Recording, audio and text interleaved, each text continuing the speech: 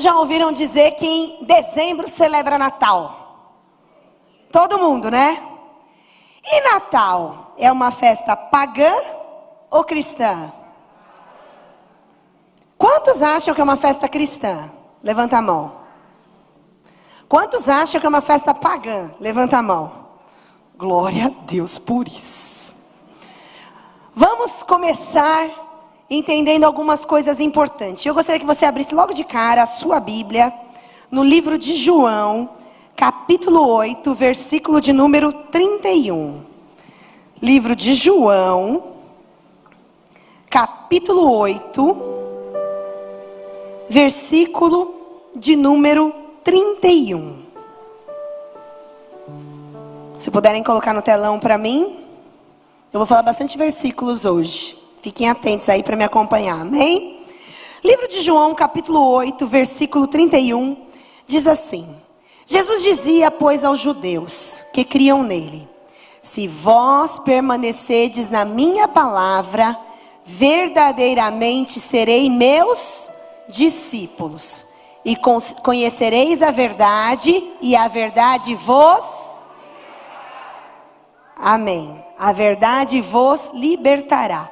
A verdade liberta. Por isso, nós que somos da fé, precisamos conhecer a verdade. Eu sei que é muito comum todo mundo celebrar Natal, o mundo inteiro para a celebração dessa festa. E é natural que nós vamos nos reunir em família, aproveitar esse momento. Mas eu quero que você entenda que Jesus não nasceu no dia 25 de dezembro, como é tão dito por aí. E para entender um pouquinho a respeito disso, eu gostaria que você também abrisse a sua Bíblia no livro de Lucas, capítulo 1, versículo de número 5. Lucas, capítulo 1, versículo de número 5. Eu quero começar dizendo que a Bíblia não relata o dia do nascimento de Jesus. Você não vai encontrar, você pode ler a Bíblia de Gênesis e Apocalipse, você não vai achar o dia que Jesus nasceu, mas você vai achar o dia que Jesus morreu. E ele deu uma ordem para que a gente celebrasse a ceia até a vinda dele, em comemoração à sua morte. A data da morte de Jesus está descrita na Bíblia, que foi no domingo, que foi na sexta-feira da paixão, conhecida como a sexta-feira da paixão, né? E a ressurreição no domingo de Páscoa. Todos nós sabemos disso. É uma data bem divulgada também. Mas a data de nascimento, não existe um registro histórico. Contudo, de acordo com os relatos bíblicos, a gente consegue ter noção mais ou menos da época. E como que a gente consegue ter noção da época? Através de um relato bem importante que está na Bíblia, que é a concepção de João o Batista. João o Batista era primo de Jesus. E olha o que diz a Bíblia no livro de Lucas, capítulo 1, versículo 5. Existiu no tempo de Herodes, rei da Judeia, um sacerdote chamado Zacarias, da ordem de Abias. Guardem isso, esse sacerdote, ele era do turno de Abias, e cuja mulher era das filhas de Arão, e o seu nome era Isabel. E eram ambos justos perante a Deus, andando sem repreensão em todos os mandamentos e preceitos do Senhor.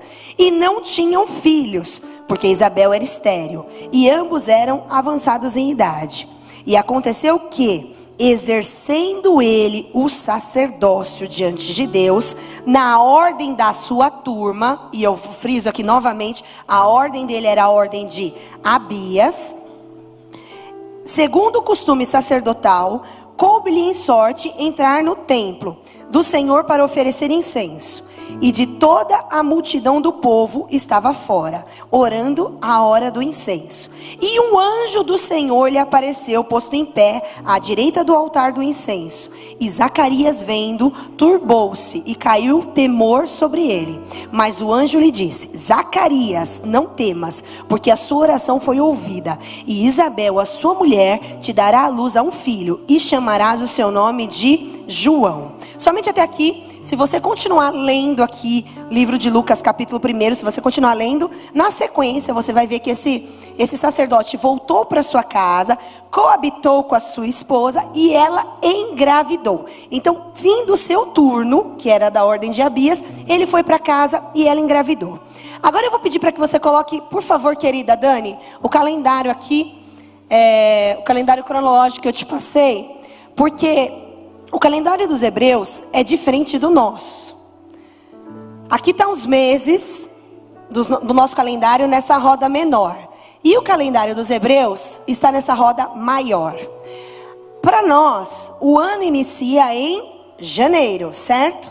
Mas no calendário hebreu, o ano inicia em Nissan, que é aquele primeiro lá em cima, que é entre meados de março e abril, portanto, na celebração da Páscoa. Na celebração de Páscoa é quando inicia o ano deles. E esses são os meses, Nissan, Iyar e aí por diante.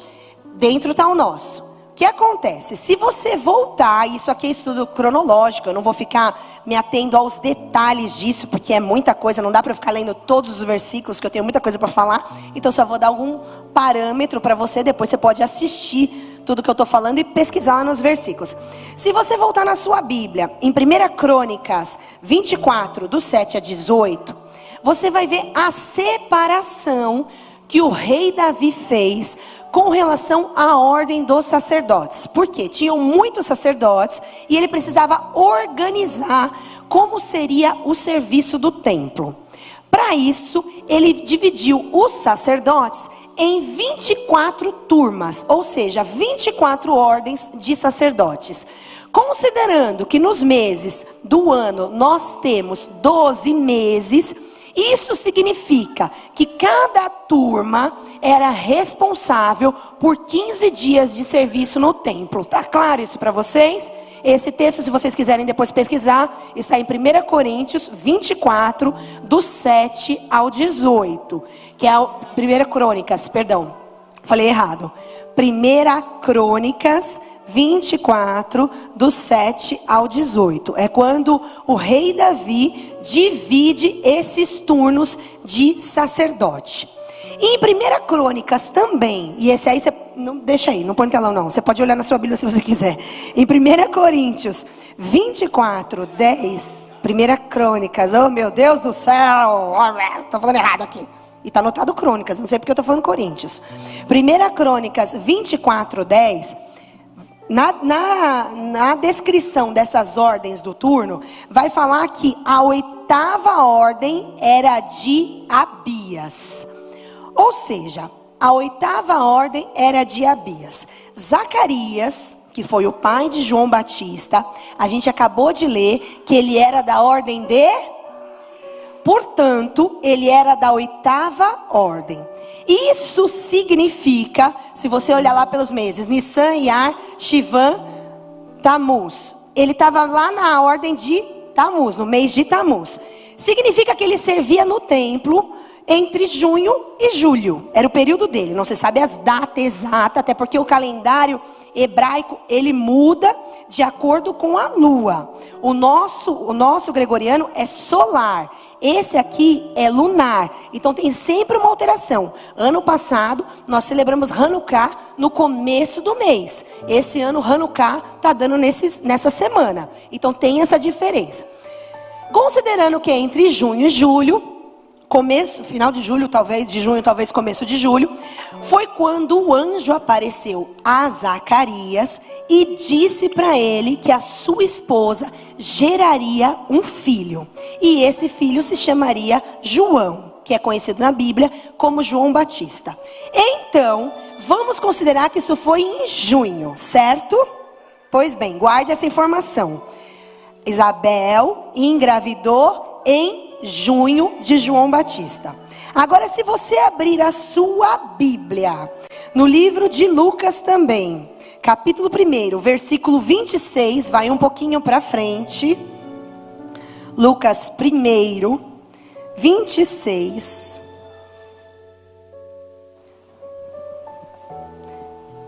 Encontraram? Nos versículos anteriores, está relatando como foi que ele voltou para casa e a sua esposa engravidou.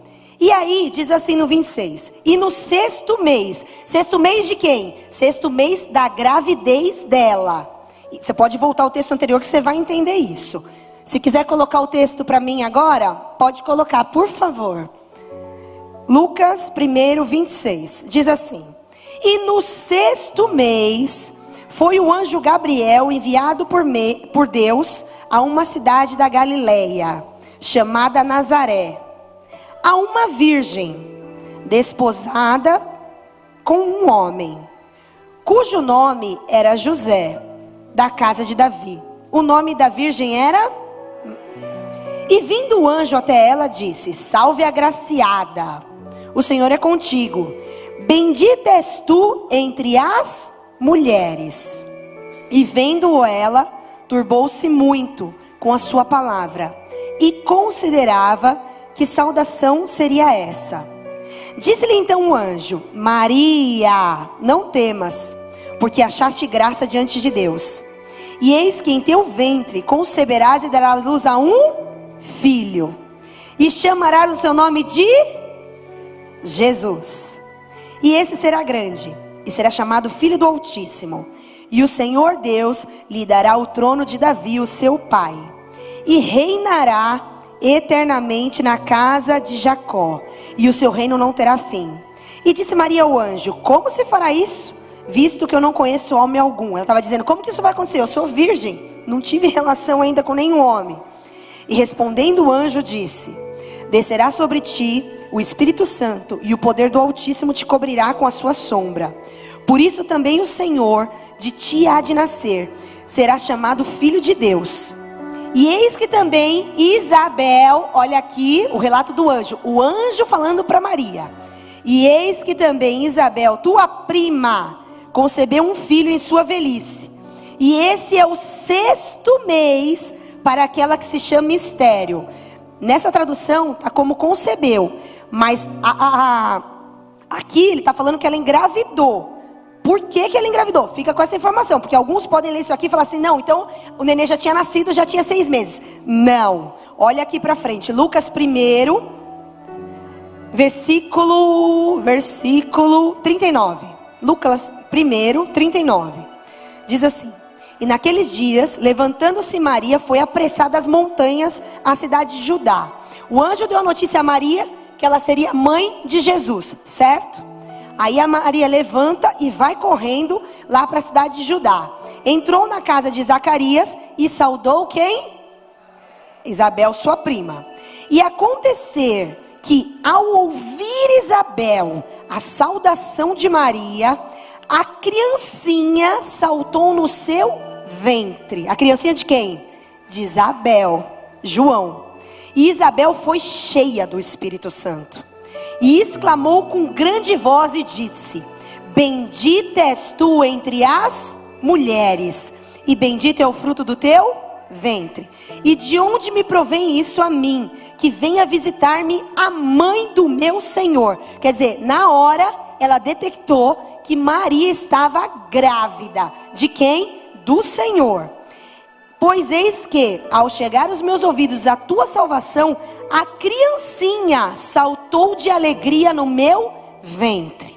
Então, lendo essas passagens, fica claro para mim e para você que Isabel estava grávida de 6 meses, quando Maria teve a notícia de que seria mãe de Jesus.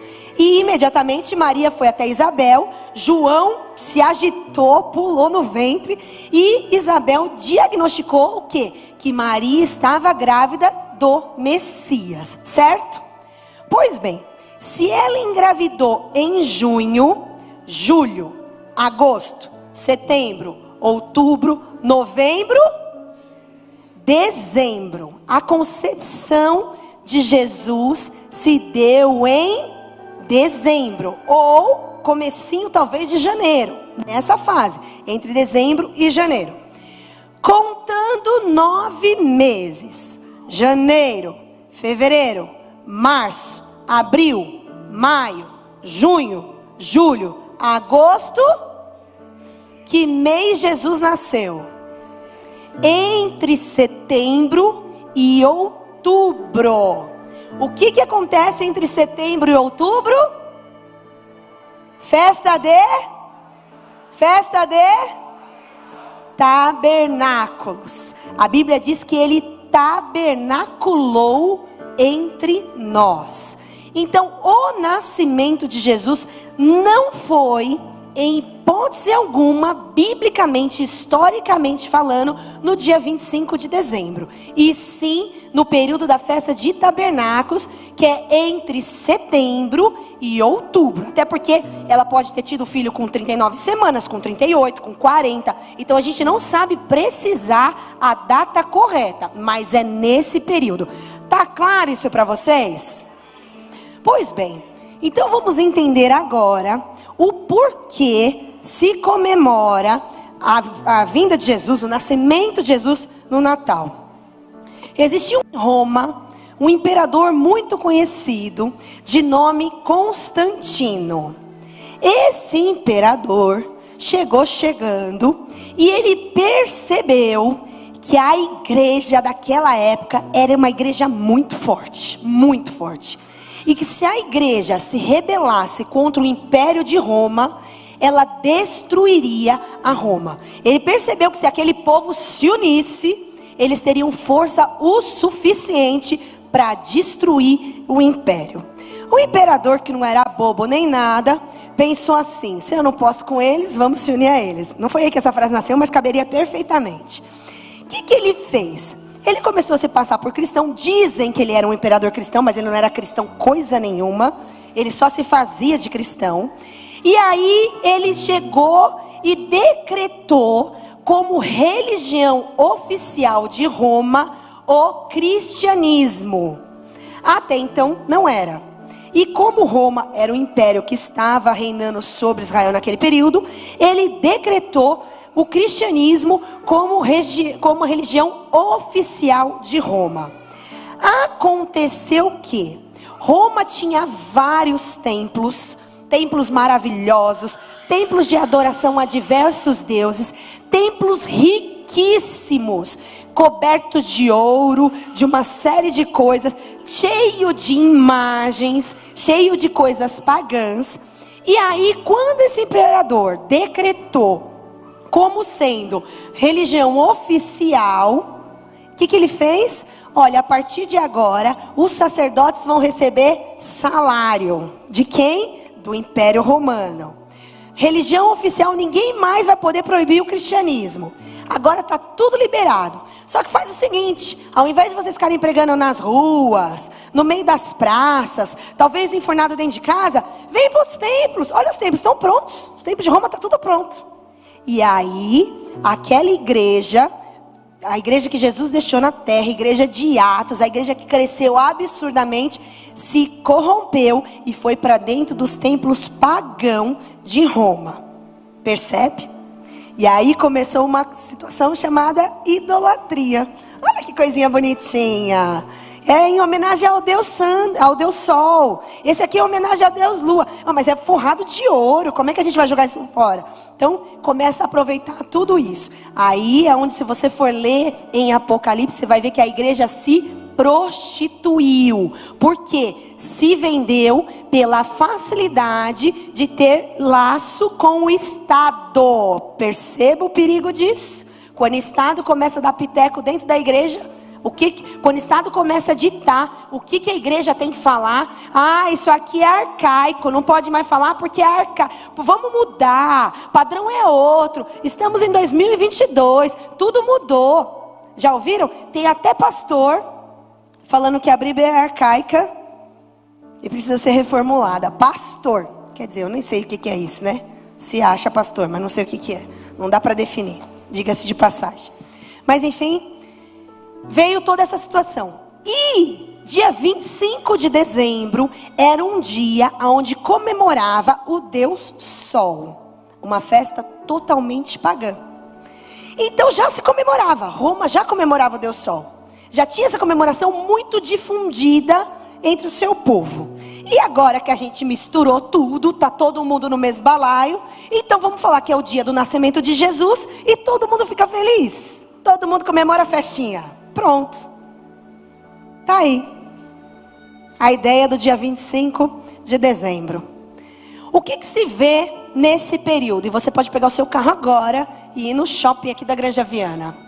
O que você vai ver? Um bom velhinho, barrigudinho, carinha de vovô feliz, vestido de vermelho.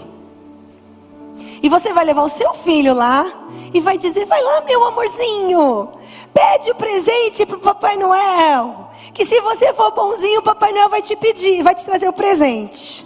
Aí seu filho vai lá e fala assim: Papai Noel, eu quero um helicóptero. Aí você vai falar assim: não, filho, um helicóptero não vai conseguir trazer no trenó. Não, filho, pede uma bicicletinha.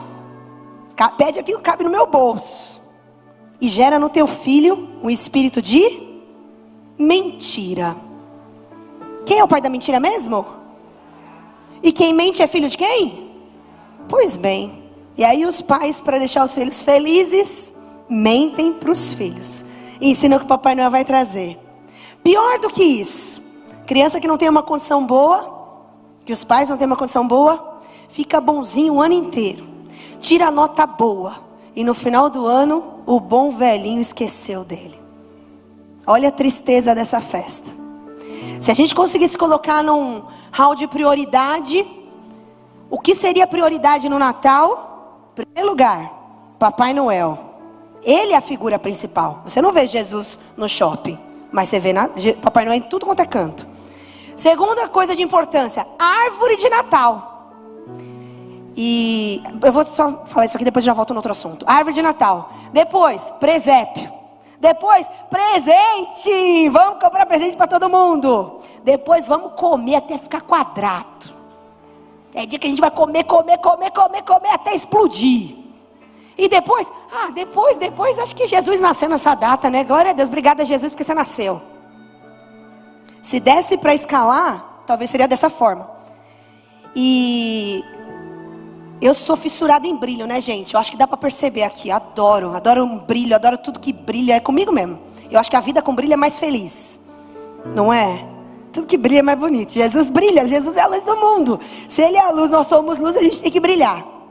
Quando eu casei, primeiro ano de casada, eu casei em janeiro. E aí quando começou a se aproximar esse período do Natal, imagina, eu falei: meu Deus do céu, minha primeira árvore da minha casa. Eu vou na 25.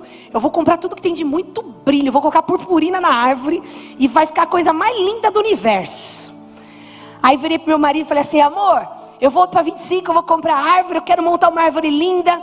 E a gente já era convertida, mas foi os nossos primeiros anos de conversão. Eu acho que eu estava com 2 anos de convertida. E aí ele falou assim: amor, deu um negócio estranho aqui. Eu falei: que negócio? Não sei. Não é melhor a gente estudar sobre isso antes de montar uma árvore? Aí eu falei assim: ai, Reinaldo, nada a ver, amor. Árvore de Natal é a coisa mais linda. Todo mundo monta. Amor, eu acho melhor a gente estudar. Naquela época nem existia celular. Quer dizer, existia celular, mas não os celulares de hoje, né? Conectado à internet. Não tinha isso. Aí a gente foi abrir Barça e Mirador. Quem é nessa época? Oh, meu Deus do céu. Barça, Mirador. Foi pegar revista. Foi pesquisar. E quando a gente entendeu a simbologia do Natal, da árvore de Natal, da guirlanda, ele falou assim pra mim: esquece, não vai ter árvore de Natal. E eu falei: ah, meu Deus, meu primeiro ano sem árvore de Natal. Queridos, a verdade é que o conhecimento liberta. A árvore de Natal, tudo começou com a árvore de Natal. Eu não vou falar isso aqui especificamente, porque isso aqui daria um estudo para um dia todo de culto. E eu não tenho tempo para isso, porque eu tenho que entrar em Hanukkah. Mas eu só vou dar uma palhinha aqui. Era também um enfeite em adoração ao Deus Sol, comemorado muito na Babilônia. E começou por Nimrod e Semíramis, que eram tidos como deuses.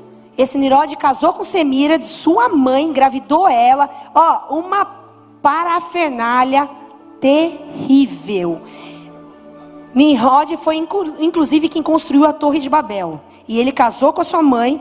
Ela teve um filho, desse relacionamento, e esse filho morreu, e eles acreditavam que porque nasceu um pinheiro, onde o filho foi sepultado, esse pinheiro era o filho, e lá começou toda a história relacionada à árvore de Natal, e depois tem muitas outras coisas que você pode pesquisar. Guirlanda. Guirlanda sempre foi algo colocado em homenagem aos mortos. A única guirlanda que você vai ver na Bíblia foi a coroa de espinho que Jesus usou. E muitas vezes a gente coloca isso na porta da nossa casa. Presépio. Presépio é um altar que se coloca o menino Jesus, com um monte de bicho em cima dele. Nunca, jamais, um judeu ficaria naquele lugar com um monte de bicho em cima. Aquilo lá vai totalmente contra os costumes judaicos. Ele estava de fato numa estalagem, mas aquela bicharada não estava em cima dele. E o nosso Jesus não é menino. Ele já morreu e ressuscitou por todos nós na cruz do Calvário. E por fim, o Papai Noel, que é regado de mentiras, que é tido como um santo. Eu disse um santo da Igreja Católica. Ele era um bispo, uma pessoa boa, São Nicolau, uma pessoa boa, que nesse período entregava presente para as crianças. Ou seja, fazia basicamente o que vocês nos ajudaram a fazer lá no Lar Feliz de Cotia. Reunia, pegava presente e levava para as crianças. Depois de sua morte, a Igreja Católica decidiu santificá-lo, e daí veio a figura do Papai Noel. Então, quando eu trago o Papai Noel para dentro da minha casa, eu estou ensinando aos meus filhos que eles têm que acreditar mais no santo do que em Jesus, que morreu por eles na cruz do Calvário. Até aí tá claro para vocês? Tá, agora não se choquem. Eu não estou aqui dizendo que você não pode comemorar o Natal com a sua família. Não é isso. Essa data é uma data que o mundo para. Todos estão de folga, de férias, e as famílias se unem. E é muito importante que nós também, como cristãos verdadeiros, estejamos em família, que nós possamos nos unir com as nossas famílias, possamos estar juntos, orando, tendo um tempo de comunhão, tendo um tempo de unidade. Faça tudo isso, mas não permita com que a idolatria vença na sua mente e crie parâmetros para os seus filhos. Eu me lembro, a Bia era pequenininha, a Bia sempre foi de falar demais, pelos cotovelos. E eu me lembro de uma situação em que nós chegamos numa casa e tinha um monte de coisa, presépio, um monte de coisa de Natal, um monte de Papai Noel recheado. E a senhora foi mostrar toda empolgada: Bia, olha o Papai Noel. A Bia tinha uns 2 anos e pouco. Ela olhou e falou: é demônio. Que era demônio. Aí a senhora falou: o quê? Aí minha mãe: eu tô falando qualquer coisa aqui, vem Bia, tira. Por quê? Porque quando você ensina, aprende. Se você ensinar os seus filhos: pastor, eu nunca falei sobre isso, meu Deus, que crise. É ensinando um dia de cada vez. O Pedro era pequenininho, um dia eu falei assim para ele: filho, porque ele veio para mim: mãe, eu quero que o Papai Noel me traz, por conta de ouvir isso na escola. Eu falei: filho, Papai Noel não existe. Aí ele falou assim para mim: existe sim, mãe. Eu fui no shopping e eu vi ele. Por quê? A realidade do que as crianças veem. Só que aos poucos a gente tem que ir ministrando os nossos filhos com a verdade. A Bíblia diz que a palavra do crente é sim, sim, e o que passar disso é de procedência maligna. A palavra do crente é sim, sim, não, não. O que passar disso é de procedência maligna. Então instrua seus filhos com a verdade. Ele vai pedir um presente de Natal? Filho, eu vou te dar um presente, mas quem está trabalhando para comprar um presente, porque você merece, você é meu filho amado, é o papai e a mamãe, porque Jesus está dando força para a gente trabalhar. Deus está nos fortalecendo para que a gente possa comprar um presente para você. Amém? Choquei? Tem alguém em choque? Com ataque cardíaco aqui? Pensando: meu Deus, tudo bem, conhecereis a verdade e a verdade vos... Amém. Mas tem uma festa que é muito comum em Israel nesse período. E essa é uma festa bíblica. Às vezes a gente escuta: não pode celebrar essas festas, estão judaizando a igreja. Já ouvi esse tipo de coisa. estão judaizando a igreja. Preste atenção. Se a gente não comemorar a festa bíblica, a gente vai comemorar a festa pagã? O que está na Bíblia é o que deve ser comemorado. O que não está na Bíblia é tudo invenção humana. E é isso que a gente não deve fazer. Amém? Então, a festa de Hanukkah, que é essa festa que nós estamos celebrando hoje, que é a festa da dedicação, ou a festa das luzes. Por isso a igreja está toda iluminada. Olha só, não pode pôr árvore de Natal, mas você pode colocar pisca-pisca na sua casa, não é lindo? Deixa brilhar do mesmo jeito. Porque a celebração de Hanukkah pode. É uma celebração bíblica. A festa de Hanukkah, como é que aconteceu essa celebração bíblica? Dentro da Bíblia nós temos diversas festas que acontecem, dentre elas mais conhecidas, Páscoa, Pentecostes, Tabernáculos, Hanukkah, tem Purim, tem diversas outras festas. Mas a Hanukkah aconteceu o seguinte: o Império Romano estava oprimindo a Israel e estava reinando em Israel.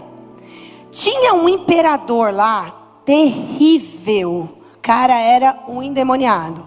O nome dele era Antíoco IV. Ele era tão maluco, que uma das alegrias desse cara era começar a jogar dinheiro assim na rua, para as pessoas virem pegar, e ele colocava óleo na rua. E aí quando as pessoas corriam para pegar, as pessoas se estrupiavam, caindo no chão, e ele ficava rindo, achando aquilo o máximo. Olha o nível da doideira do cara. E o cara, ele foi tomando Israel de tal forma que o que ele queria fazer era sujeitar aquele povo a fazer as suas vontades. E principalmente a perder a adoração que aquele povo tinha por Deus. O que ele fez? Ele ergueu uma estátua para que as pessoas se prostrassem àquela estátua. E muitos judeus nunca se prostrariam a um outro Deus ou um outro ídolo. E aí começou uma grande confusão. Não satisfeito com isso, o que ele fez? Ele foi para dentro do templo, que era o lugar tido como o lugar mais sagrado pelos judeus. E lá ele colocou um deus chamado Zeus e começou a sacrificar, ergueu essa estátua de Zeus e começou a sacrificar porcos. O porco, se você não sabe, para o povo judeu, para o povo hebreu, é um animal imundo. Eles não comem porco, eles não ficam em ambiente onde tem porco, muito menos em oferecer para Deus em sacrifício o porco. E aí ele matou os porcos lá dentro e começou a espirrar sangue de porco para tudo quanto é lado. Aquilo foi a profanação total do templo. O povo desesperado, angustiado, opresso, sendo subjugado por aquele império grego. De repente, eis que levanta um homem corajoso, chamado Matatias, do povo de Macabeus. Existia um povo chamado Macabeus, e Matatias se levanta no meio desse povo. E Matatias começa só com a sua família a guerrear contra todo aquele sistema opressor. Queridos, eu não sei se isso te diz alguma coisa sobre o que está acontecendo, mas assim, é só para você entender. E começa a guerrear contra todo aquele sistema opressor. E aí, mais pessoas vão se juntando a Matatias, até que o povo de Deus, o povo judeu, vence essa batalha. E expulsa esse demônio do inferno, chamado, na verdade, materializado através desse imperador Antíoco IV, e também pelo Império Romano, e expulsa de Israel. Só que aí, eles expulsaram, mas o templo estava destruído, e eles precisavam reconstruir o templo de Deus. Nesse processo de reconstrução, começaram a reconstruir o altar, limpar o templo. E aí os sacerdotes, com muita alegria, porque tinham de volta conseguido aquilo que para eles simbolizava algo tão importante, que era o lugar onde eles ofereciam sacrifício ao Senhor, e onde eles estavam na presença de Deus. Lá tinha o lugar santo, o lugar santíssimo. Vocês sabem de tudo isso, eu não vou entrar nessa parte aqui, mas vocês já sabem de tudo isso. E aí eles, para poder limpar aquele templo, os sacerdotes disseram: vamos acender a menorá. A menorá era um objeto com essas 7 luzes, que simbolizam os 7 Espíritos de Deus, que ficava dentro do templo. E para acender essa menorá, era necessário o azeite. E esse azeite era um azeite especial, produzido num lugar especial. Era um azeite de primeira prensa, tinha todo um requisito. E eles começaram a procurar o azeite. Imagina que o templo estava destruído por toda aquela circunstância. E aí encontraram apenas uma botija com um pouco de azeite. E o que eles encontraram era suficiente para manter a menorá acesa por apenas um dia e acabar o azeite. Só que para ir buscar o azeite necessário, demoraria 8 dias. E aí eles acenderam e falaram: mesmo assim vamos acender e vamos buscar. E foram embora naquela noite. Quando retornaram na manhã seguinte, a menorá estava acesa. Eles glorificaram a Deus e disseram: um milagre está acontecendo, porque já era para ter apagado. Foram embora. Quando retornaram, a menorá estava acesa. E isso aconteceu durante os 8 dias. Durante o período de 8 dias, enquanto o azeite novo não chegava, a menorá permaneceu acesa. Simbologia dessa festa é milagre, porque só Deus poderia fazer algo que estava fora do controle humano. E aí, depois disso, foi criada a Hanukkah, que é essa daqui que vocês veem. Essa daqui tem 9. Por que 9? Porque cada um desse simboliza os 8 dias que a menorá ficou acesa. E esse aqui é tido como a vela mestre. A vela mestre seria aquela que acende todas as outras. Com a vinda de Jesus, essa daqui simboliza a presença de Cristo, que é a luz do mundo, que brilha no meio das trevas. E através da sua luz, todos nós somos acesos e passamos a ser a luz do mundo. Amém? Você pode aplaudir ao Senhor por isso?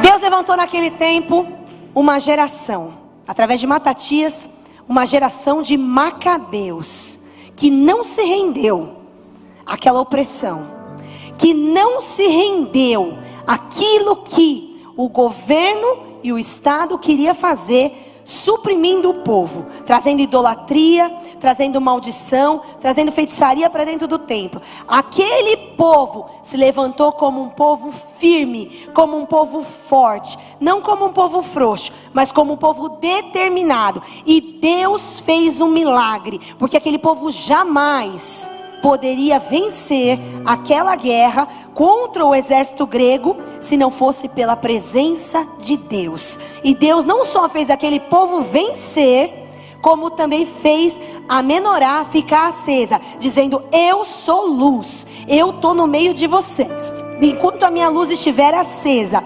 nada nem ninguém poderá parar nenhum de vocês. E eu quero declarar hoje, profeticamente, que todos vocês que entraram neste lugar são a luz de Jesus.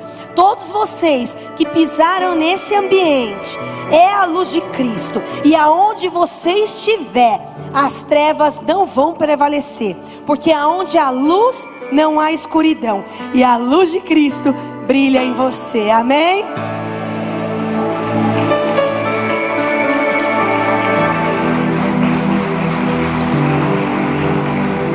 Jesus, no meio da celebração de Hanukkah, no templo, porque ele comemorou Hanukkah, Jesus esteve na festa de Hanukkah. Depois você pode ler lá em João 8:12. Jesus se levanta e diz assim: eu sou a luz do mundo. Quem me segue não andará em trevas, mas terá a luz da vida. Então ele é a representação dessa luz. E quando a gente celebra Hanukkah, hoje você está aqui. Talvez você seja um visitante, talvez você tenha vindo para um culto sem saber o que ia acontecer, mas eu quero te dizer que nada é por acaso.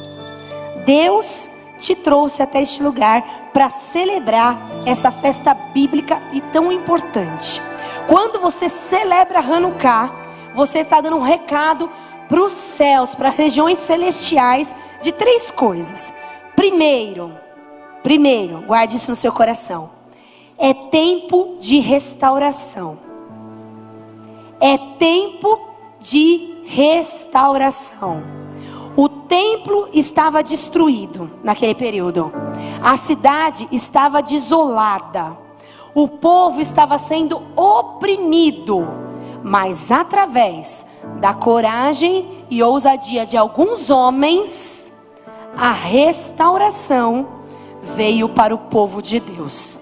Eu quero dizer que o Senhor procura os verdadeiros adoradores, aqueles que o adorarão em espírito e em verdade, os que farão a diferença nesta terra. E essa pessoa é você.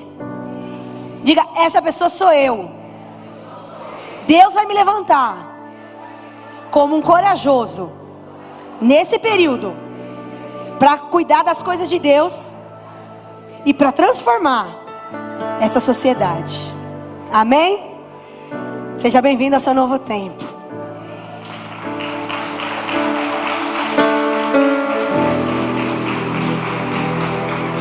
Só que a restauração é um processo de limpeza. Escute, né, Zé?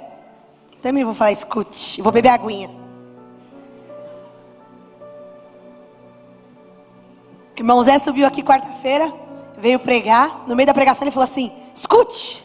Aí ele falou assim: eu queria tanto falar essa frase aqui do altar, e eu queria tanto beber essa água. Pronto, também já falei o escute. Restauração é um processo de limpeza.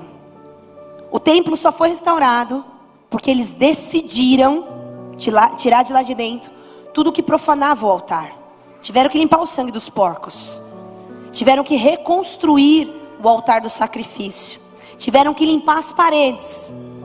Então, para Deus habitar dentro de nós, para essa luz brilhar dentro de nós, o altar tem que estar limpo.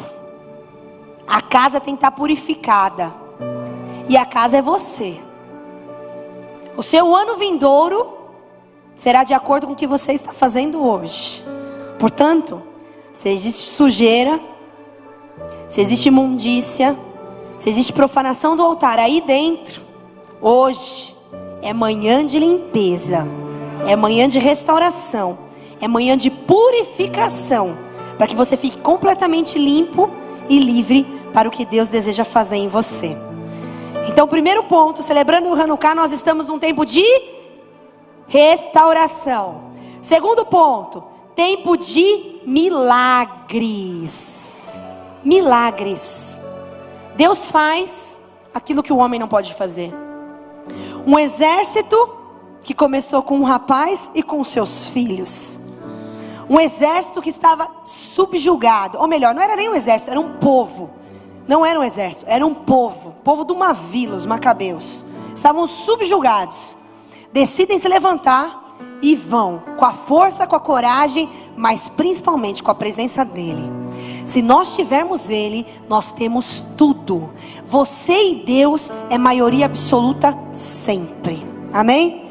Então, tempo de milagres, porque aquilo que você não pode fazer, aquilo que está distante da força do seu braço, Deus faz. E eu estava lendo um livro essa manhã sobre as festas bíblicas. Comecei ontem, estava lendo hoje. Super indico também, da apóstola Carla Mello. Ela é uma apóstola portuguesa, com certeza. Ora pois, eu estava em Israel me servindo. Vou só dar um parênteses aqui. Estava em Israel lá esse ano, me servindo no café da manhã. E daqui a pouco tem uma portuguesa na minha frente. Eu começo a conversar com ela, começo a falar de Portugal, começo a dizer que também sou cidadã portuguesa. E aí ela falando, daqui a pouco ela não sei o quê, porque eu tô todos os anos aqui. A senhora é Carla Mello? Aí ela falou: sou apóstola, não acredito que eu tô aqui falando com a senhora. Aí o Reinaldo já veio: apóstola, aprendo tanto nos seus livros maravilhosos sobre festas bíblicas. E como é bom a gente ter a oportunidade de conhecer gente que jorra conhecimento, né? Ela tem um livro falando sobre festas bíblicas, Carla Mello. Procurem e comprem, vocês vão se surpreender com o que vocês vão ler. E eu estava lendo o livro dela, e aquilo trouxe muita alegria ao meu coração. Ela dizia o seguinte, que ao longo da história, muitas vezes tentaram subjugar o povo de Deus. Muitas vezes tentaram calar a voz do povo de Deus. Mas para cada Golias existe um Davi. Para cada Naamã existe uma Esther. Para cada um que se levantar contra, Deus vai levantar alguém. Para cada Antíoco 4 existe um Matatias. Para cada um que se levanta contra, Deus levanta o mais corajoso, que não teme o inimigo, para vencer toda opressão. Então eu quero declarar que você, a sua casa e a nossa nação será livre de toda e qualquer opressão. Virá um tempo de grandes milagres e a bênção do Senhor será manifesta em nome de Jesus. Amém e amém. Glória a Deus. Celebrar Hanukkah é tempo de restauração, tempo de milagre e tempo de multiplicação. Como é bom quando as coisas se multiplicam. Como é bom quando você vê que está faltando algo e de repente aquele algo estava faltando azeite, mas o azeite se multiplicou pelo tempo necessário até que o socorro chegasse. Eu quero dizer que não vai faltar nada para você. A multiplicação do Senhor virá sobre a sua vida de forma extraordinária. E enquanto você precisar dessa multiplicação, a multiplicação vai jorrar, vai jorrar, vai jorrar, vai jorrar. Quantos podem dizer que isso já aconteceu durante a pandemia?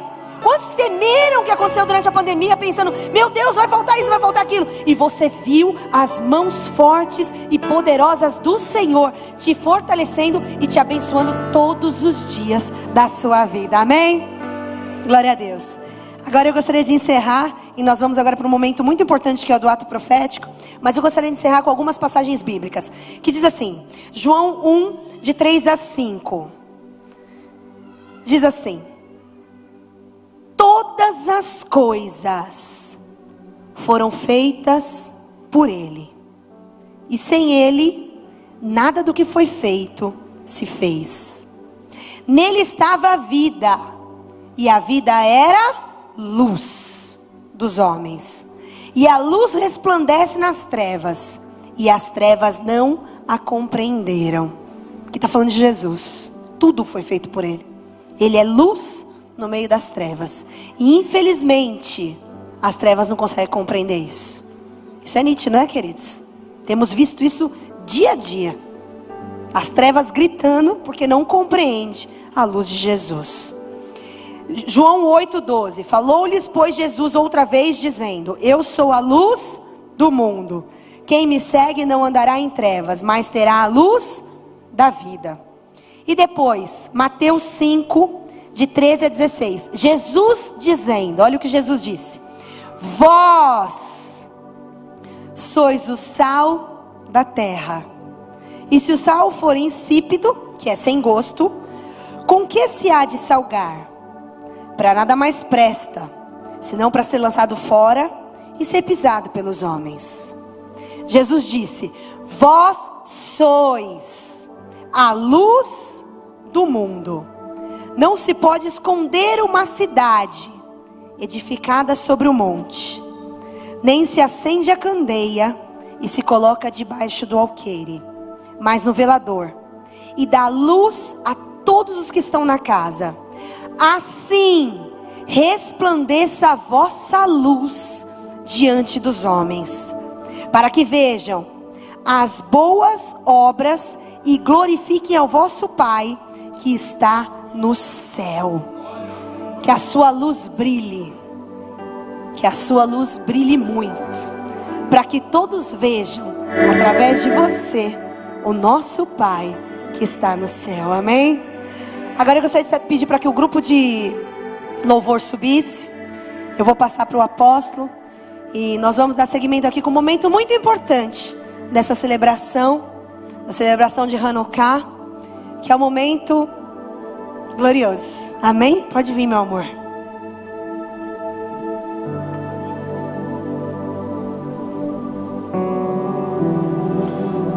Amém. Glória a Deus. Deus é maravilhoso. Coloque-se de pé, por favor. Eu quero, neste momento, quantos receberam a palavra nesta manhã? A palavra de Deus é uma luz que ilumina o nosso caminho. Salmo 119. Lâmpada para os nossos pés e luz para o nosso caminho. E quando o conhecimento da palavra vem, ele nos liberta, ele traz a vida, ele traz a mudança, ele nos tira do caminho que por muitas vezes é errado e não sabemos. Caminhamos numa escuridão, mas quando o poder do Evangelho chega, ele muda a nossa maneira de pensar e de agir. Por isso que as pessoas mudam, por isso que eu mudei, por isso que muitas pessoas estão mudando. E de fato muitas pessoas precisam viver essa mudança. Celebrar Hanukkah é bem isso que a apóstola falou: restauração, milagre e multiplicação. Você está apto, por celebrar hoje, a viver milagres na sua vida. A viver milagres. Porque quando nós compreendemos que há um Deus poderoso, e um Deus provedor, e um Deus que multiplica, e um Deus que sustenta, nada vai nos faltar. Por isso nosso coração tem que estar nele, em Deus, pois só Ele pode fazer esse sobrenatural acontecer em nossas vidas. Amém? Nós vamos fazer um ato profético das luzes. Eu digo um ato profético porque tudo que nós geramos no mundo físico, ele tem o seu efeito no espiritual. Jesus disse isso: tudo que ligares na terra é ligado no céu. Então esse é o poder do ato, né, em si, de ligarmos espiritualmente esse poder sobrenatural. Vou pedir para que a equipe possa distribuir uma velinha para você agora.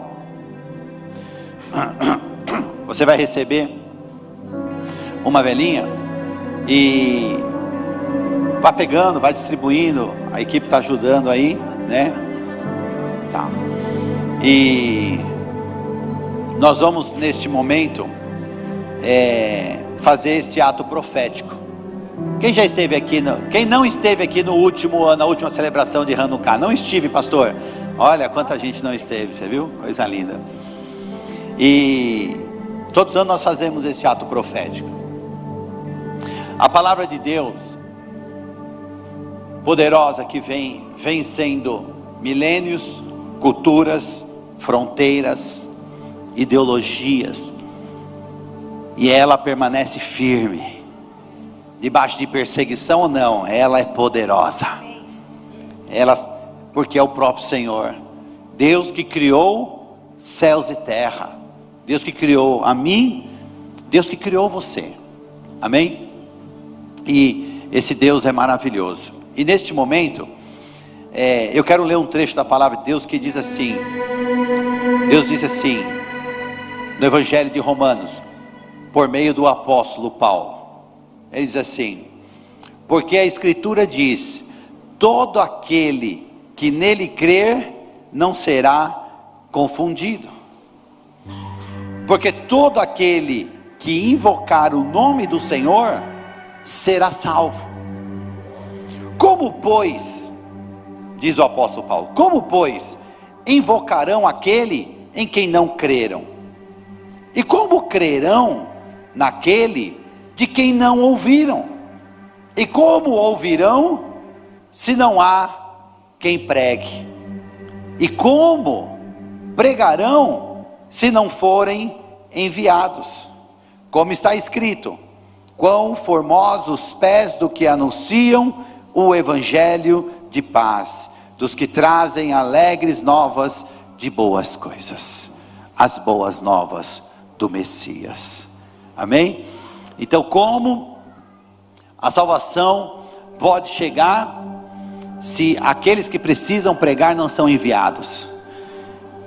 E se não são enviados, como pregarão, né? Então precisam ser enviados para pregar, porque pregando as pessoas vão crer, e crendo elas invocarão, e invocando o nome do Senhor elas serão salvas.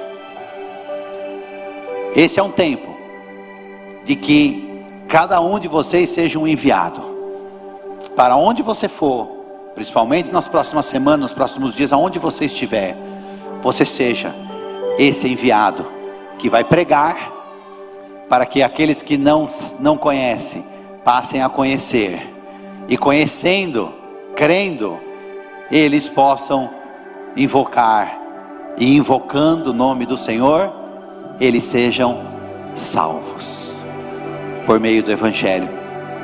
E isso tem um desdobramento que muitas vezes nós não temos noção do que de fato aconteceu. Distribuíram todas as velas já? Já. Então nós vamos fazer um ato profético aqui. Tá, vou pedir o cuidado. Nós vamos acender essas velinhas daqui a pouquinho, tá? Só vou pedir para o pessoal que está lá no mezanino, você está bem perto do forro. Percebeu que está perto do forro? Porque na hora do ato profético, o ano passado uma pessoa emocionada, eu ficava assim. Ele emocionado levantou a velinha assim, perto do forro. Meu coração quase pulou para fora aqui do coração. Então você que está no mezanino, não levanta a velinha não, tá? Segura ela mais baixinha, porque você está bem pertinho do forro aí em cima, tá bom? Tá. Então, amor, não me desconcentra. A orientação fica para depois. Só não queimar o forro já tá bom.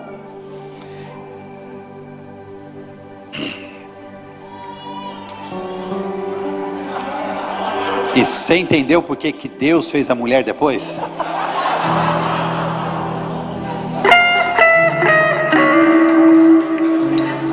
Ele ia ter dificuldade para construir o homem. Ela pediu para dar qual orientação? Você falou que você não ia dar. Mas você está que nem a Beatriz. As crianças, queridos, tomar cuidado com as crianças também, porque nós vamos acender fogo, né? Então eu vi que algumas crianças estão com velhinhas, eu estou preocupada com isso. Sou mãe, né? Ah, tá. Não deixa as crianças com fogo, tá? Por favor. Então, podemos voltar aqui?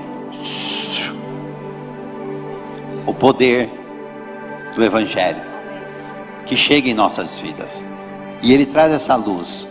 Celebração de Hanukkah.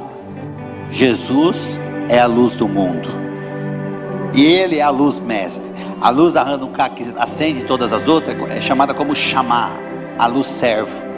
E Jesus disse: eu vim para servir e não ser servido. E o Evangelho tem esse poder de, quando toca em nós, ele acende uma luz em nós. E Jesus declarou: vós sois a luz do mundo. Então, quando nós temos Cristo, aonde a gente for, a gente é uma luz. A gente acende, a gente traz a presença de Deus naquele lugar, porque a luz de Cristo brilha em nós. Mas antes não era assim. Antes estávamos em trevas. Eu quero falar sobre este ministério, sobre essa igreja, esse desdobramento, como chegou até nós hoje, no nosso dia, né? Por favor, Edson, apaguem essas luzes, deixe só os piscas acesos. Isso. E o que acontece foi o seguinte: pode apagar as luzes. Isso. Ok. Essas das laterais também. Todo botãozinho azulzinho aí apaga. Beleza. Aí o que acontece? Lá atrás, para que todo esse ministério hoje estivesse acontecendo, e vidas estivessem sendo salvas, e pessoas, famílias estivessem sendo convertidas, tendo suas vidas mudadas, transformadas, porque creram e invocaram o nome do Senhor, lá atrás precisou isso chegar em nós. Porque antes estávamos distantes, estávamos nas trevas, sem conhecimento, sem saber, com boas intenções no coração, né? crendo, trazendo sobre nós as culturas dos nossos pais, dos nossos avós, que nos foram ensinados, mas não no profundo do conhecimento da palavra. Mas um dia, essa palavra chegou em nós, e chegou da seguinte forma. Cadê o isqueiro? Vou acender aqui. Foi quando o evangelho foi pregado. Só que antes de chegar em mim, teve uma trajetória, né, que hoje está até aqui presente. Vem cá, amor. Primeiramente, antes do evangelho chegar na nossa vida, ele chegou, vem cá, desce um pouquinho. Chegou na vida de uma pessoa que trouxe tudo isso para nós, que foi o tio Zé, o Zé Pereira. Vem cá, tio Zé. O tio Zé, inclusive, levado por uma pessoa chamada César, não é? Pastor César. O pastor César, inclusive, é o que a igreja hoje ajuda mandando mantimentos, porque ele cuida de uma casa de recuperação, onde cuida dos drogados que saem da Cracolândia, e ele restaura essas pessoas. E hoje nós ajudamos manter, né? Ajudamos enviando mantimentos para esse local. E um dia o pastor César falou do amor de Jesus para a vida do tio Zé. E quando Jesus entrou no coração dele, uma luz foi acesa, né? Na vida do tio Zé. Essa luz se acendeu. E ele entendeu essa importância do evangelho.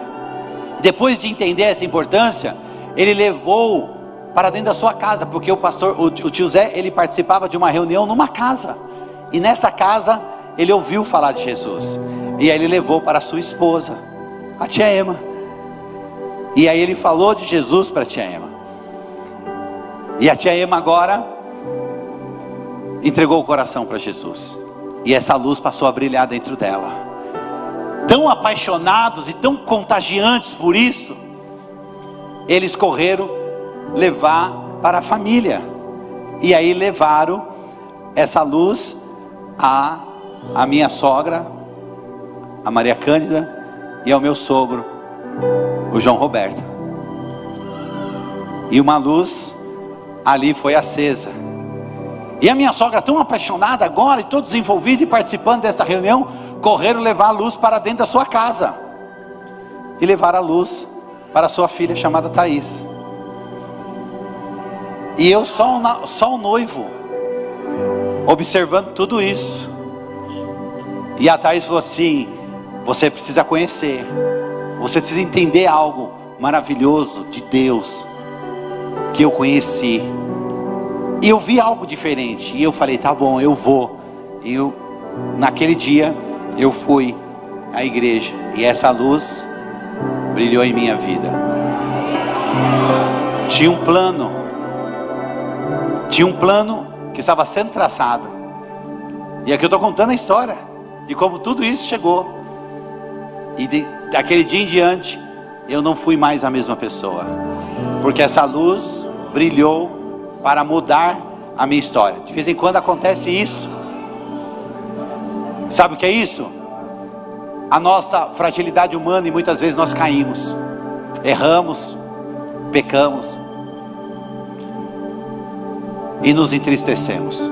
Mas eu quero lhe dizer, você não precisa viver com essa frustração e com esse erro. Está me ouvindo? Por quê? Porque diante de Deus, Jesus está advogando a sua causa. Basta você se arrepender e pedir perdão, que essa luz novamente é acesa na sua vida. E assim foi. E depois daquele dia nós entendemos que precisávamos falar do amor de Jesus, e saímos como os enviados a pregar o evangelho. E saímos para pregar o evangelho, e essa luz foi alcançando uma vida, uma pessoa. Nessa Mara, no Jardim Japão, que saiu a evangelizar e a falar do amor de Jesus para outras vidas,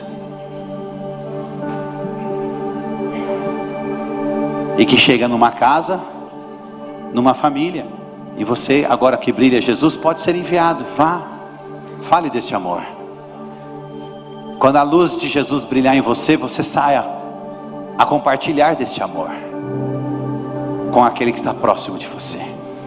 Pois como crerão se nunca ouviram? E como ouvirão se não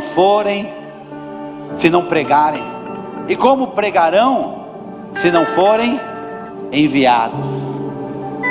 Quão formosos são os pés daqueles que anunciam as boas novas.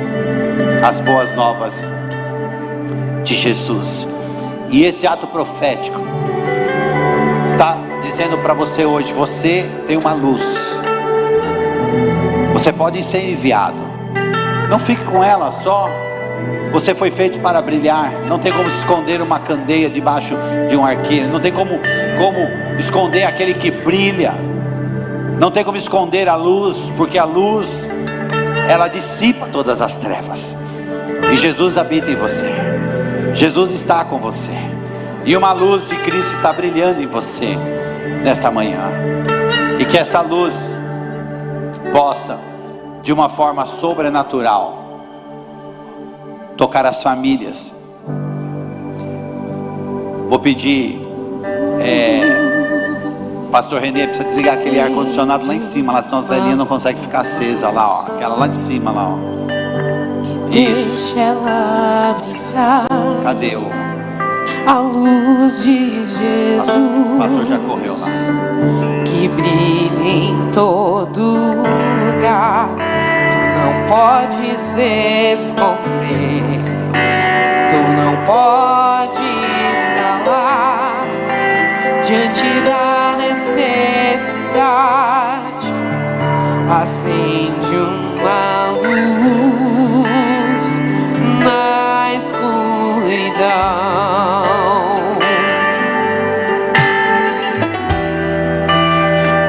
Pois invocarão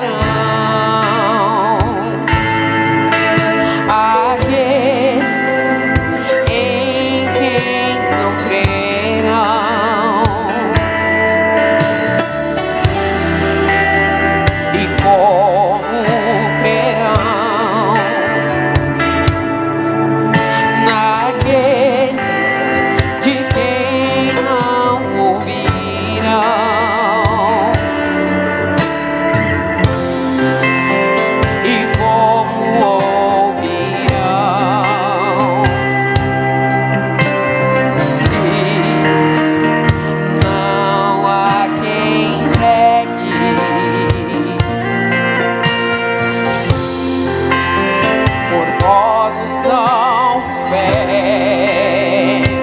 Dos que anunciam a paz,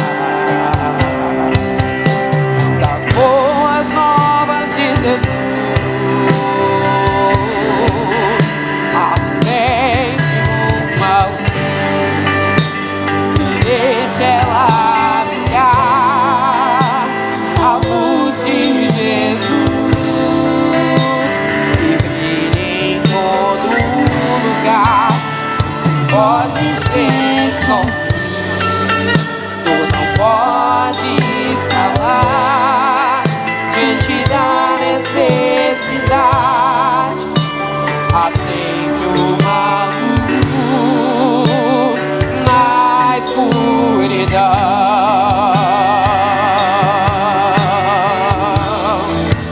Acende uma luz e deixa ela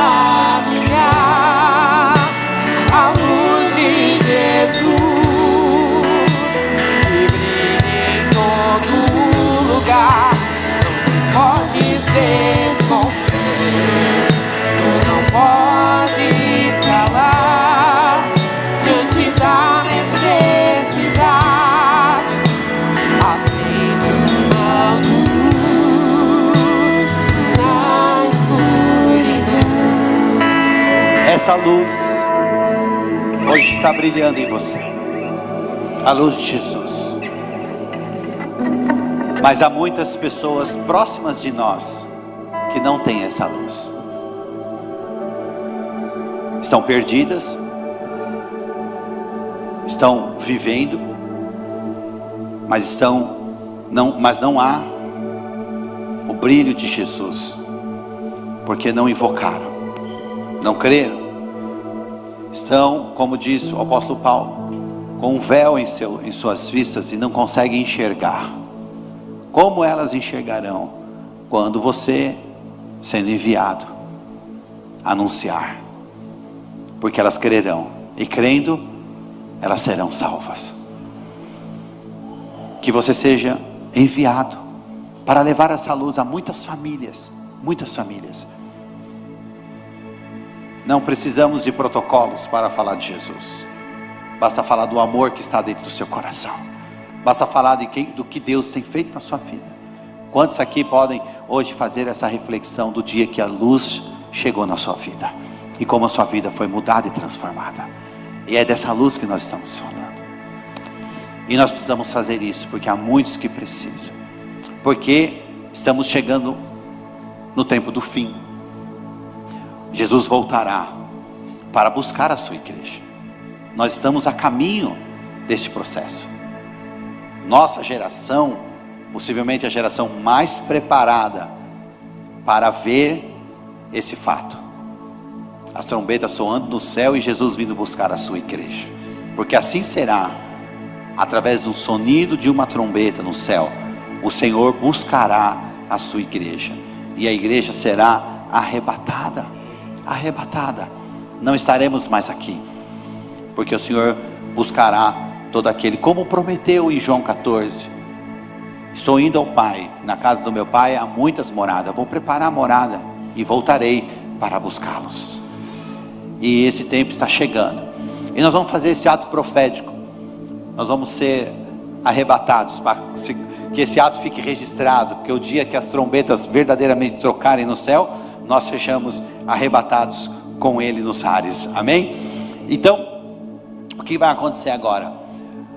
Nós vamos ouvir o toque do chofar, das trombetas, porque um dia esse chofar será tocado no céu e todo mundo ouvirá. E neste momento a igreja será arrebatada. Então no final do toque do chofar nós vamos apagar a velinha, porque nós não estaremos mais aqui, subiremos com o Senhor aos céus. Amém?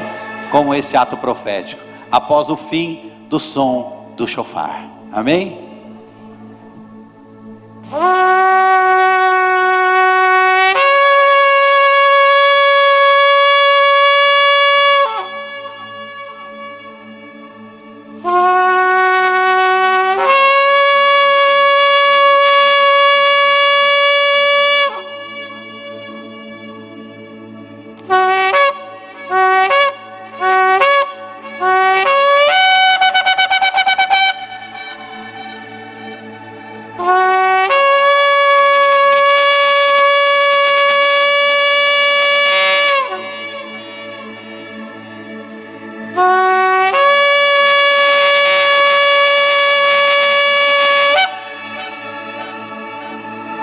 E assim foi a igreja arrebatada para o céu se encontrar com Jesus.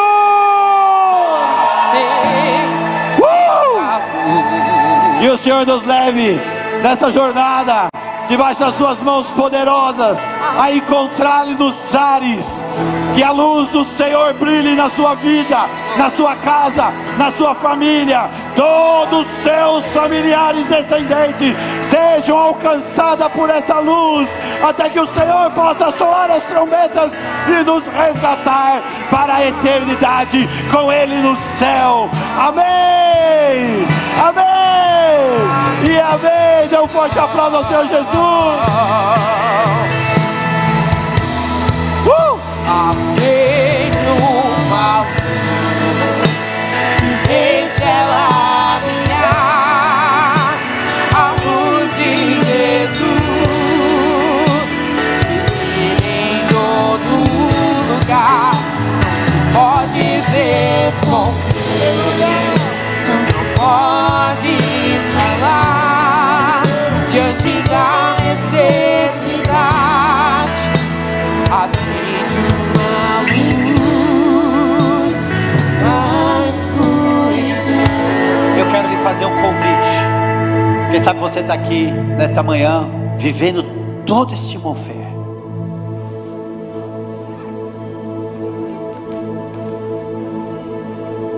O início disso vem no momento que a gente se entrega. E um dia eu precisei fazer isso para que essa luz pudesse se acender em mim. E eu quero nesta manhã, quem sabe você está aqui, eu não sei, não te conheço, mas quem sabe você conhece Jesus, eu sei, está no seu coração.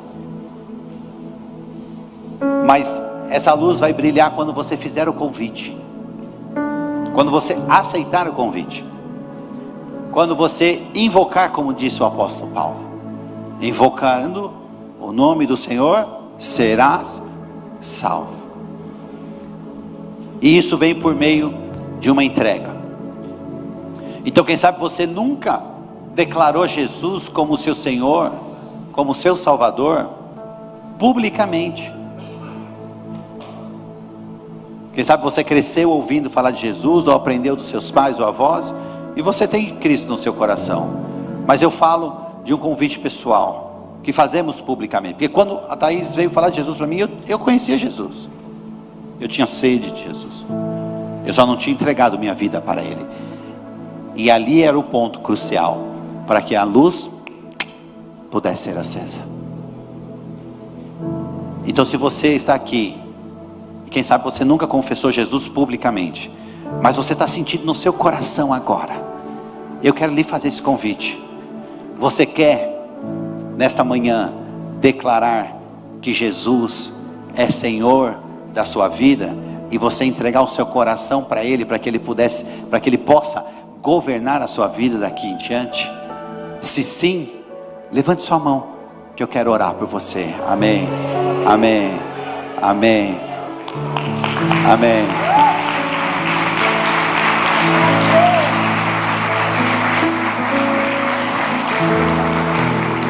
Mais alguém, eu vi aqui uma moça ali, mais alguém, lá em cima, mais alguém, glória a Deus. Mais alguém que eu não estou vendo, aqui também estou te vendo, glória a Deus. Mais alguém gostaria de fazer isso esta manhã? Aleluia. Vocês que levantaram a mão, venham até aqui, eu quero orar por vocês. Por favor, pode vir. Há um mover muito lindo e profético nessa manhã. Vem aqui à frente. Isso, amém. Isso, jovem, linda. Olha quanta gente, venha. Tem uma moça descendo da galeria também, glória a Deus. Isso, venha, pode vir, claro. É a pureza do coração dela, recebendo Jesus. Essa é a alegria. Pode ficar aqui, filha, isso, pode ficar aí. Isso. Eu quero fazer mais um convite. Quem sabe você entrou naquele momento. Você viu o momento em que minha velhinha apagou? É o momento que o pecado vem. É o momento que a nossa vida parece que uma tempestade aparece. E a gente se perde.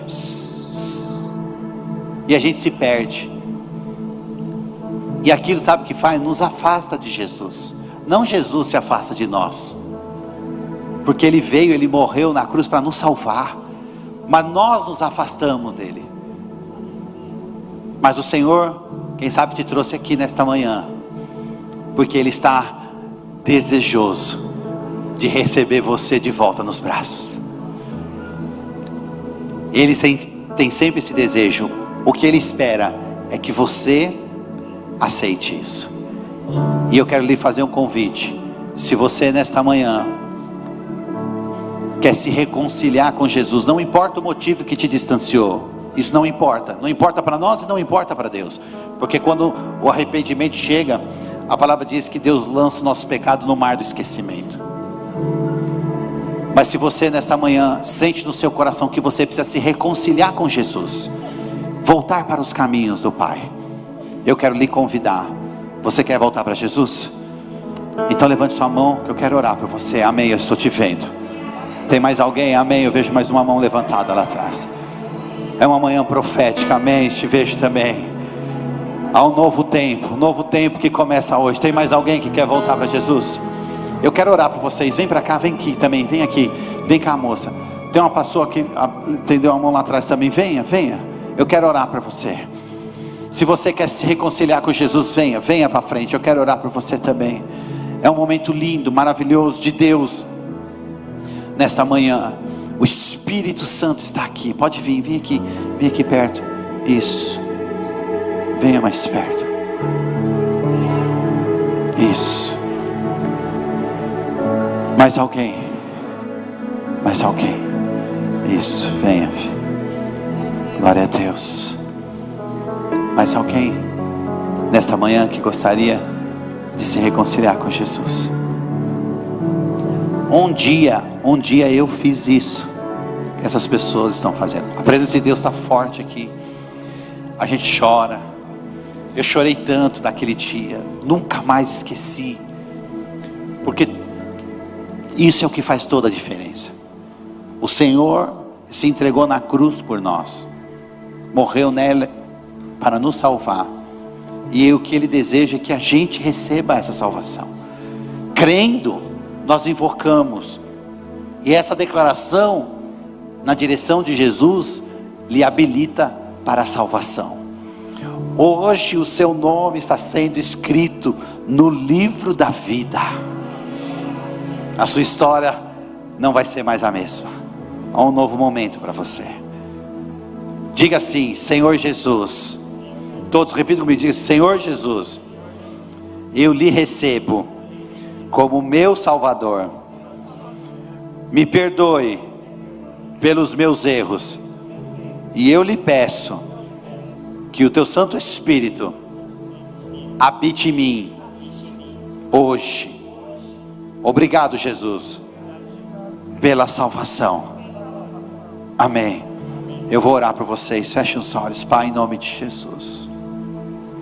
Espírito Santo de Deus, Deus sobre toda a terra, obrigado, Senhor, por cada vida que aqui está nesta manhã diante do Senhor. Espírito Santo, eu lhe peço que o Senhor preencha cada coração que aqui está, Senhor, com teu poder, com a unção do teu Santo Espírito, Espírito de vida, Espírito Santo que nos liberta, que nos cura. Só o Senhor é que nos convence. É a tua presença, a presença gloriosa do teu Santo Espírito em nós, que nos traz a vida.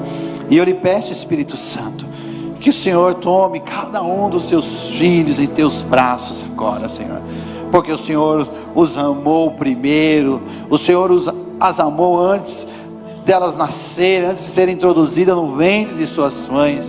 O Senhor as conhece e o Senhor as deu vida. Por isso, Espírito Santo, eu oro por essas pessoas agora, Senhor, e eu lhe peço em nome de Jesus, que o Senhor as livre de todo mal, e a bênção do Senhor venha sobre cada um deles nesta manhã, em nome de Jesus. Amém. E graças a Deus. Olhem para mim. Olhem para mim. É tão glorioso, é tão ímpar, é tão marcante esse dia. Esse dia vai ficar registrado na história de vocês. É o dia em que você nasce de novo. Um homem sábio chamado Arimateia, José de Arimateia, um estudioso, rabino na palavra, ele veio falar com Jesus e disse para Jesus: o que eu preciso para que eu também possa estar com o Senhor no céu? Ele disse: é necessário nascer de novo. Mas como um homem velho pode voltar ao ventre de sua mãe? Jesus falou: não, é nascer da água e do Espírito. É por meio de um convite. É este o momento em que nós nascemos de novo. O Espírito que Deus pôs dentro de você, ele nasce. E o Espírito Santo, diz o apóstolo Paulo, que o Espírito Santo vem e habita agora em você.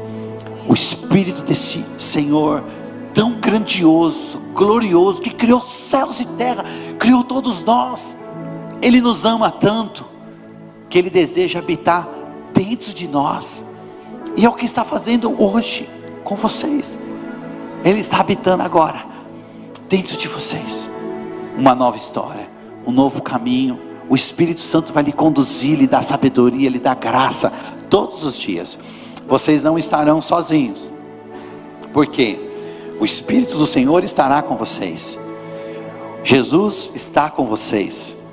Todos os dias o Senhor estará com vocês.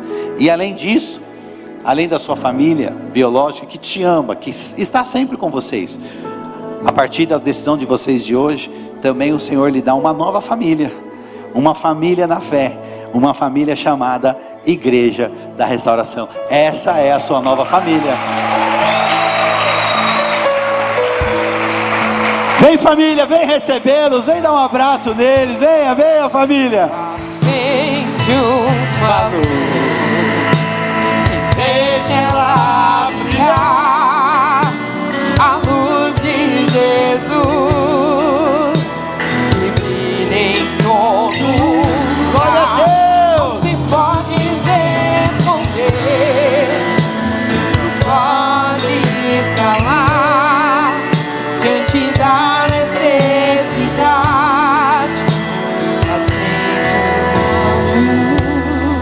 Amém.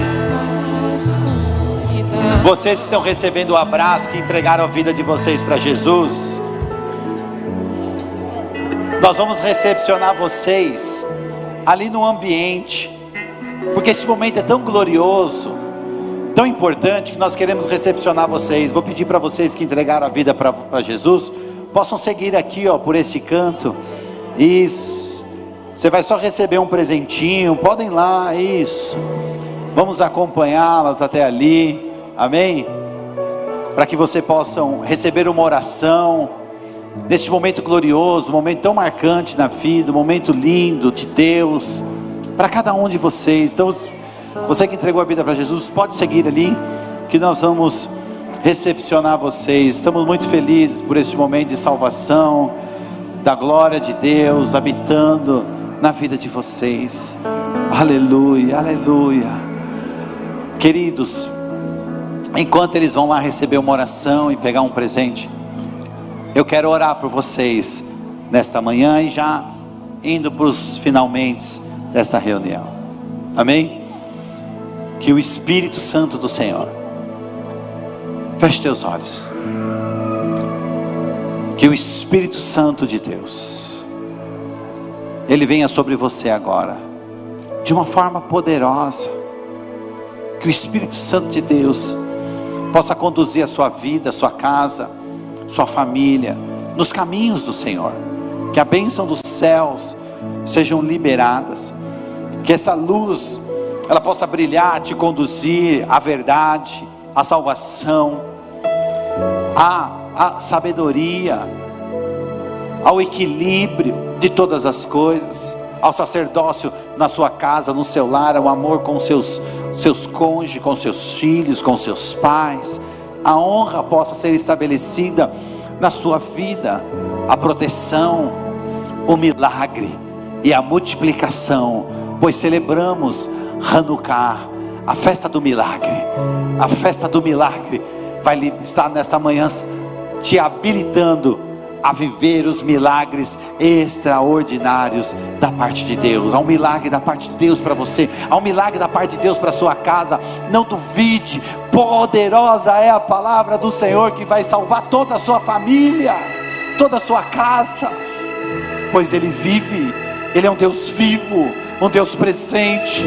Jesus está aqui, te ama, e a bênção dele desde os céus sejam liberadas sobre vocês. Estenda suas mãos para frente. Eu quero dar a bênção sacerdotal. Eu quero abençoá-los nesta manhã com a bênção do Senhor.